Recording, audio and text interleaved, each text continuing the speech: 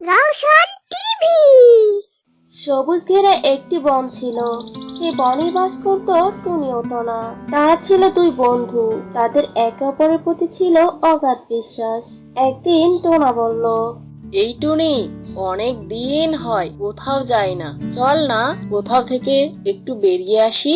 আর শুনলাম পাশের বনে নাকি অনেক সুন্দর একটা ফুল বাগান আছে। তোর তো আবার ফুল বাগান খুব পছন্দ। কিরে, তুই তো কোনো কথাই বলছিস না। আমি তো শুধু একাই ভাঙ্গা রেকর্ড বাজিয়ে যাচ্ছি। কিরে, এখন ওঠ, ঘুম থেকে ওঠ না। দিলি তো আমার স্বপ্নের ঘুমটা ভেঙে। শোন, তোর মতো তো ঘুরে বেড়ার স্বপ্ন আমি দেখি না। আমি কি দেখেছি জানিস? না, বলবো না। হ্যাঁ, কি না বললি তুই? তুই ঠিকই বলেছিস। চল, আমরা একটু ঘুরে আসি। এই কথা বলে টোনা ও টুনি সেই সুন্দরবনে যাওয়ার উদ্দেশ্যে রওনা দেয়। এই টোনা, আর পারছি না রে। আর এখন আমরা বরং একটু জিরিয়ে নেই, বড্ড হাঁপিয়ে গেছি।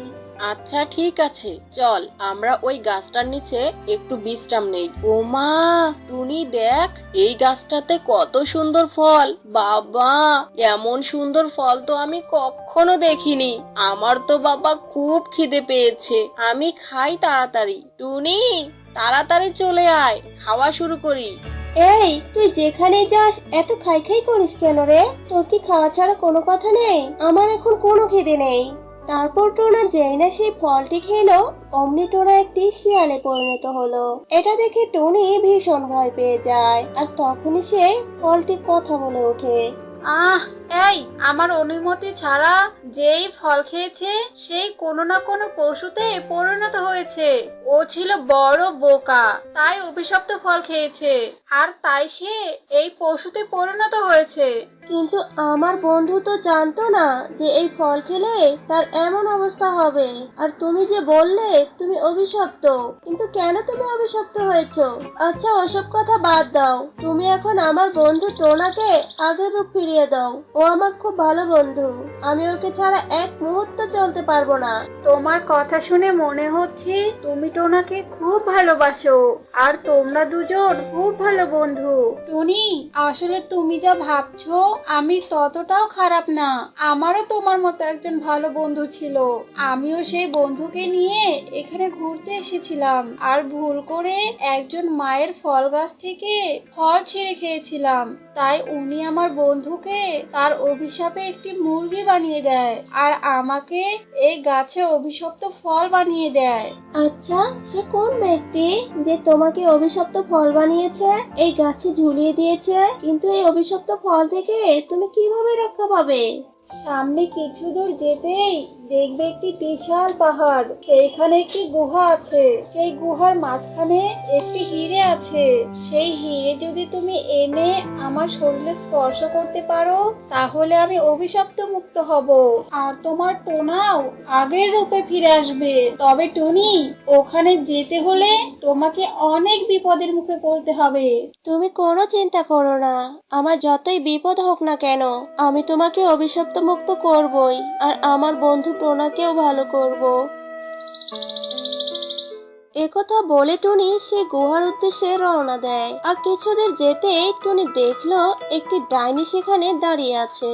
সে ডাইনিকে দেখে টুনি কিছুটা ভয় পেল, কিন্তু সে টোনার কথা ভেবে সে আবার সামনে এগোতে থাকে, আর মনে মনে বলে, এই ডাইনিকে ভয় পেলে আমার চলবে না। যেভাবেই হোক এই ডাইনিকে আমার পথ থেকে সরাতেই হবে।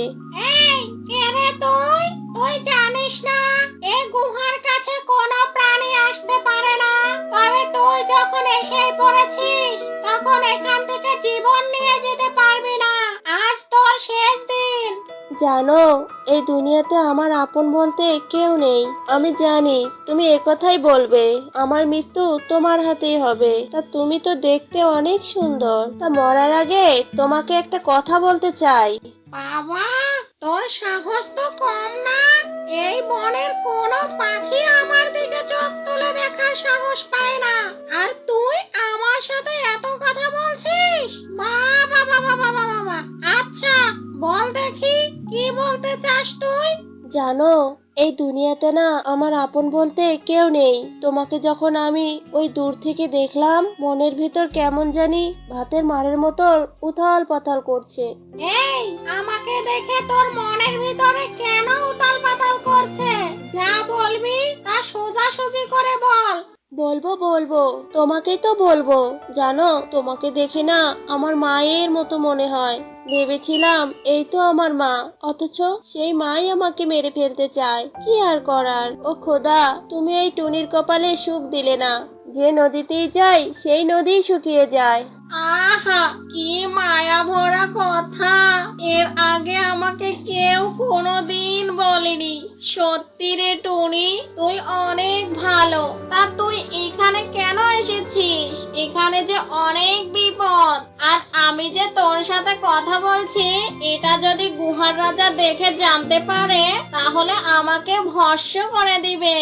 ওরা যখন এসব কথা বলছিল, ঠিক তখনই সেখানে কালু কাক চলে আসে আর বলে, কিরে কোটি ডাইনি, ভালোই তো দেখছি এখানে আসর জমিয়েছিস। তার রাজা মশাই যে তোকে গুহা পাহারা দিতে বলেছিল, আর তুই কিনা এখানে এই পুচকে পাখির সাথে খোশ গল্প শুরু করেছিস। তুই কি জানিস না এখানে অন্য কারো আসা নিষেধ? তুই কি ভুলে গেলি? না, ভুলিনি। আর আমি তো কোনো খোশ গল্প করিনি। আমি ওই পাখিটাকে এখান থেকে তাড়াচ্ছিলাম। এই সুযোগ, আমাকে এখান থেকে পালাতে হবে। আর যত তাড়াতাড়ি সম্ভব আমাকে ওই গুহাতে ঢুকতেই হবে।